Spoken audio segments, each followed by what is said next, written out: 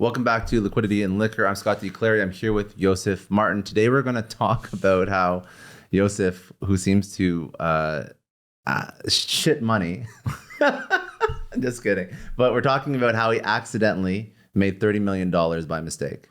Yeah, it was actually recurring, so it was every year. Must be a nice problem to have. It was a problem, yeah. It was a problem to have. It wasn't supposed to happen. Around 2018, I got this very concerning text from one of my employees that my competitor is going to roll in a quarterly month box for full size. And it was worrying some because they were big competitors, and I felt it was Ipsy. And I said, well, I mean, I have to come up with something. And the idea was that they're going to come up with a $25 a month. So I don't remember how it came down to, and I heard that the name is going to be Ipsy Lux or something like this. So I said, well, I think I heard the name, or I'm not sure exactly how it was. That's where time already makes you. But what I did was I said, well, how are we going to call it, Plus or Lux? And, it was obvious that Lux is a better name. So you can say, well, I went to my team and I said, okay, we have 3 months. We're going to come up with a box that's going to be not $25, but it's going to be $50 because we're already 21. It's going to be $50 a month. And we're going to call it Boxy Lux. And right before they announced their name, I came up and I pushed out that we're going to come up with a new box called Boxy Lux. Imagine at that point, we had nothing. All we had was direction to the team, start working on it. I was heavily involved in building the box, but we had to build the technology behind this. So we thought they were going to come up quarterly with the $25 box. And I figured, well, if I come with 50, I'm going to smoke them because I have more budget and I'm going to have better product. We found out it was not quarterly. It was actually monthly. It was going against us 1-to-1. However, it still did the trick because I was already having a full-size box. They're coming up with their full-size box every month. The only difference is what I should have had was just up $4 instead of 21 to push it to 25, and that's it. But no, I came with a quarterly box, and what it did was people didn't buy that aside. They kind of like created not addition. Instead of, in addition. Yeah, so every 3 months, instead of getting a regular box, you're going to get a big box. So instead of paying $21, you're going to pay me $50 every month. Every 3 months. And we had no idea how many we're going to have, right? So first box, you have to make a good impression. And second box, like no matter what, it has to be good.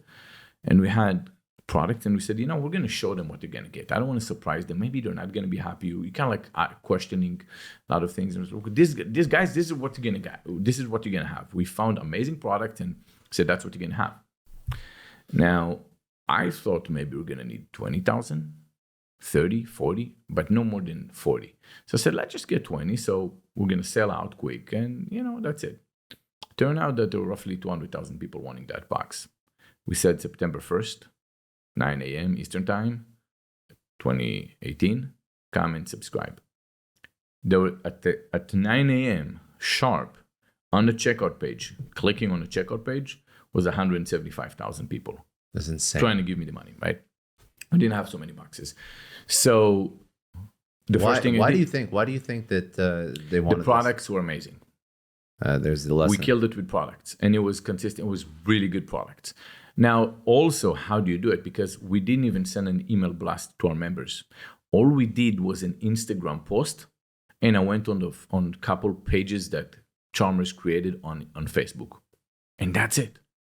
We had that amount. I mean, like, there's a lot to that. I mean, you had the community. For months and months, I was building that community, yeah. But then you build the platform. So when you have the platform, you really don't have to do much. Right now, what happened was 3 months later, we had 200,000 boxes. If you do the math, it was 30,000 in annual revenue, and it's recurring. And we never lost it. For somebody? Okay, so there's a couple. And by the way, after that, when the reason I said it was a mistake, we were not supposed to have a quarterly full-size box, right? All we had to do was just up the price. Yeah. So then a year later, we just upped the price because, okay, you know what, Ipsy just they created a $25. If I'm charging $21, I cannot compete buying better products because they have more budget than me. So then I have to up it to 25. Did you keep the quarterly? Oh, absolutely.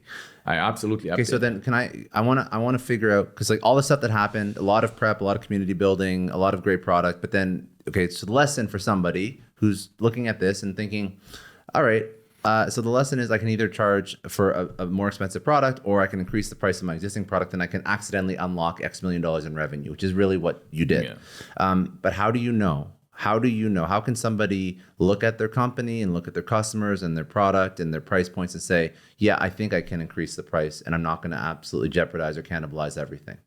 I can't answer for every business. I can tell you that every business is different, right? In my case, you can't just go and change prices because you have one box, one product. It's a very, very slippery slope, and it was. But you did do it. We did do it, right? But I always waited for someone else to do something so I can try it myself. But eventually, when I had to do something, it was a lot of consideration, because you can't change something that works for you, right? We're growing very fast. You don't fix something that's not broken. It's working, right? That was by mistake. We were growing way too fast at the time. When I say way too fast, it's a negative term, right? We were trying to hire more people. We were trying to do everything we can. If there was any issue with shipping, customer service would fall apart, because you grow from 250,000 subscribers ending 2017 to, say, 600,000 subscribers within few months into 2018. You have to support that, right? So when I say too fast, that's too fast. You don't need another disruption. We did this because we had to make sure we take the conversation from the competition. Mm-hmm. And it's a fierce competition. You know what? Ipsy did a fantastic job. I mean, there was literally a role model all those years before that. It was just, this is how it needs to get done. And it was important for us to grow. If it wasn't their success, though. And then later on, actually, I heard from some Ipsy folks that they said, you took the name Lux. We were supposed to call it Ipsy Lux, but we had to call it Plus, and we didn't want to call it Plus. And I was trying to remember, why did they come up with Lux? I think my ex-wife told me Lux is a better name, and we just randomly put it, and it just sounded better. It does sound good. But sounds very good. I don't remember how was the text message that I got, that they said they either call it Lux or Plus, and said let's take the Lux because it sounds better. I don't remember exactly how it was. You were smart. You were calculated, and it's funny because you were reactive. So a lot of people think that if you're reactive, then you're going to miss out because somebody else already did it. Yeah. But maybe reactive means you can measure whether or not it's going to work and do it better. I'm not trying to kill sacred cows over here. And I felt like, Gary Vee, I got a lot of respect to him, but there was a video where he said, I don't care about my competitors. I don't know their name. I don't look at them. I don't care.